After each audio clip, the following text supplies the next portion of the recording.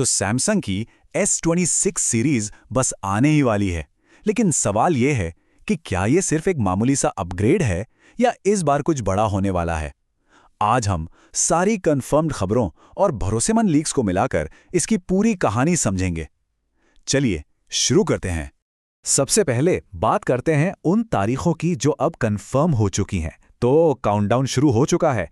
10 फरवरी से रिजर्वेशन खुल रहे हैं। 25 फरवरी को है बड़ा वाला गैलेक्सी अनपैक्ड इवेंट और फिर 11 मार्च से ये फोन स्टोर्स में मिलने लगेंगे। तो टाइमलाइन तो सेट है। अब देखते हैं कि इस टाइमलाइन पर हमें मिलने क्या वाला है।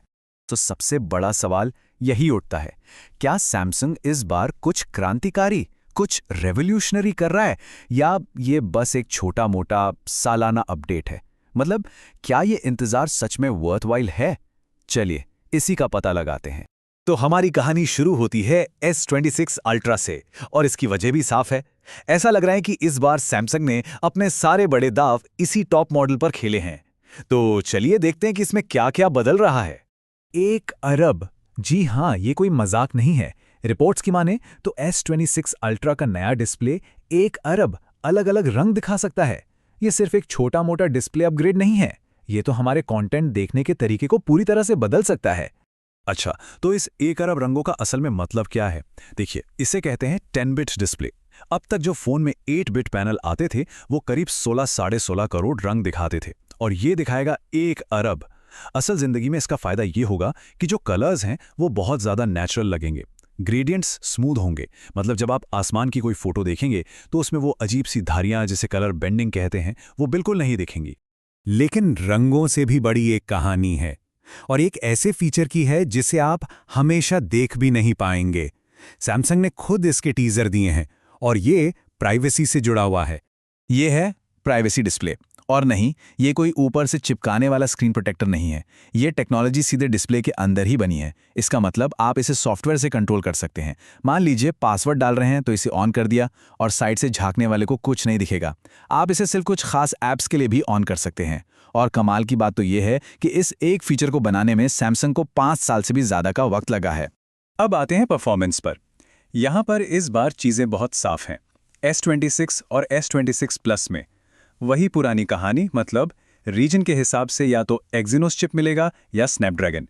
लेकिन S26 अल्ट्रा के साथ कोई कंफ्यूजन नहीं है। दुनिया में कहीं भी खरीदें उसमें सिर्फ और सिर्फ टॉप वाला स्नैपड्रैगन 8 एलीट जेन 5 चिपसेट ही मिलेगा। कैमरे की बात करें तो यहाँ भी जबरदस्त अपग्रेड्स हैं। अल्ट्रा में 200 मेगापिक्सल का मेन सेंसर तो है ही, लेकिन अब वो f/1.4K और भी चौड़े अपर्चर के साथ आ रहा है। आसान भाषा में ये सेंसर और ज्यादा लाइट कैप्चर कर पाएगा, जिसका सीधा मतलब है रात में भी कमाल की तस्वीरें। अल्ट्रा वाइड कैमरे को भी 50 मेगापिक्सल पर अपग्रेड कर दिया गया है। और हाँ, सैमसंग जो क्लोजर और ग्लो जैसे टीजर्स दे रहा है वो साफ इशारा है कि AI का इस्तेमाल करके जूम और लो लाइट वीडियो को नेक्स्ट लेवल पर ले जाया जाएगा। और फिर बात आती है चार्जिंग की। यहां भी एक बड़ा जंप है। S26 अल्ट्रा अब 60 वॉट की चार्जिंग को सपोर्ट करेगा और इसका असर भी साफ दिख रहा है। लीक्स के हिसाब से सिर्फ 30 मिनट में ये फोन 75% तक चार्ज हो जाता है। ये पिछले S25 अल्ट्रा के मुकाबले काफी तेज है। तो ये तो थी अल्ट्रा की पूरी कहानी।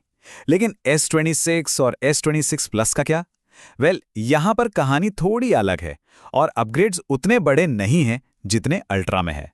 और हाँ, S26 और S26 प्लस के साथ वो विवादास्पद या कहें तो कंट्रोवर्शियल प्रोसेसर स्प्लिट वापस आ गया है। मतलब अलग अलग देशों में अलग अलग चिपसेट। ये एक ऐसी स्ट्रैटेजी है जो बहुत से लोगों को पसंद नहीं आती, पर लगता है सैमसंग इसे जारी रखने वाला है। तो इन दोनों बेस मॉडल्स में मेन फर्क साइज और पावर का ही है। S26 थोड़ा छोटा है 6.3 इंच की स्क्रीन के साथ, वहीं S26 प्लस बड़ा है 6.7 इंच की QHD प्लस स्क्रीन और एक बड़ी बैटरी के साथ। और हाँ, चार्जिंग स्पीड में भी काफी फर्क है। प्लस मॉडल 45 वॉट पर चार्ज होता है जबकि बेस मॉडल सिर्फ 25 वॉट पर। हार्डवेयर तो ठीक है, लेकिन फोन का असली मजा तो सॉफ्टवेयर में है। तो चलिए अब बात करते हैं One UI 8 की, जो इन सारे फीचर्स को एक साथ लाकर एक एक्सपीरियंस बनाता है। तो ये One UI 8 आखिर है क्या? बहुत सिंपल है। ये Android 16 के ऊपर सैमसंग की अपनी स्किन है। उसका अपना इंटरफेस। इसका मतलब गूगल के जो भी नए फीचर्स हैं वो तो मिलेंगे ही, पर सैमसंग उसके ऊपर अपने खास फीचर्स, खासकर गैलेक्सी एआई वाले फीचर्स डाल कर देता है। तो रोजमर्रा के इस्तेमाल में क्या नया मिलेगा? मल्टीटास्किंग और बेहतर हो गई है। अब 2 ऐप्स को 90-10 के रेशियो में भी खोल सकते हैं। लॉक स्क्रीन पर एक बहुत कूल फीचर है जहां घड़ी आपके वॉलपेपर के सब्जेक्ट्स के पीछे चली जाती है, और क्विक शेयर जिससे फाइलें भेजते हैं उसे भी रीडिजाइन करके ज़्यादा आसान बना दिया गया है। और रुकिए, कहानी यहीं खत्म नहीं होती। सैमसंग लॉन्च के कुछ समय बाद One UI 8.5 भी लाने वाला है और उसमें कुछ और भी बड़े फीचर्स होंगे। इस 8.5 अपडेट में कुछ वाकई कमाल की चीजें आ रही हैं, जैसे फोटो असिस्ट में आप एआई एडिट्स की कई लेयर्स लगा पाएंगे। क्विक शेयर इतना स्मार्ट हो जाएगा कि फोटो में कौन है ये पहचान कर खुद ही बता देगा कि किसे भेजनी है। और शायद सबसे जरूरी, एक नया थेफ्ट प्रोटेक्शन फीचर जो फोन चोरी होने पर गलत पासवर्ड डालते ही उसे तुरंत लॉक कर देगा। तो इन सारे फीचर्स, अपग्रेड्स और लीक्स को देखने के बाद हम वापस उसी बड़े सवाल पर आते हैं, क्या अपग्रेड करना चाहिए या इंतजार करना बेहतर है? और किसी भी फैसले के लिए कीमत सबसे जरूरी होती है। तो जो यूरोपियन कीमतें लीक हुई हैं उनके हिसाब से S26 लगभग 999 यूरो, S26 प्लस 1269 यूरो और S26 अल्ट्रा 1469 यूरो से शुरू हो सकता है। 9 to 5 गूगल के बेन शून का ये कोड पूरी कहानी को समेट देता है। वो कहते हैं कि कीमत के दबाव ने शायद सैमसंग के प्लान्स को बदल दिया है। इसका मतलब यह है कि नॉन अल्ट्रा मॉडल्स में ज़्यादा बड़े अपडेट्स इसलिए नहीं हैं क्योंकि बाजार का दबाव इतना है कि सैमसंग को अपने सारे बड़े इनोवेशंस सिर्फ सबसे महंगे टॉप मॉडल के लिए बचाने पड़े। और आखिर में ये एक सवाल बचता है जो इस पूरी S26 सीरीज की कहानी का निचोड़ है। सवाल ये है कि क्या सिर्फ एक मॉडल यानी S26 अल्ट्रा का इनोवेशन पूरी लाइनअप को खींचने के लिए काफ़ी है, जबकि बाकी के 2 मॉडल्स में सिर्फ छोटे-मोटे अपडेट्स हैं? ये सैमसंग की पूरी स्ट्रैटेजी पर एक बहुत बड़ा सवाल खड़ा करता है और सोचने के लिए एक बहुत ही दिलचस्प बात भी है।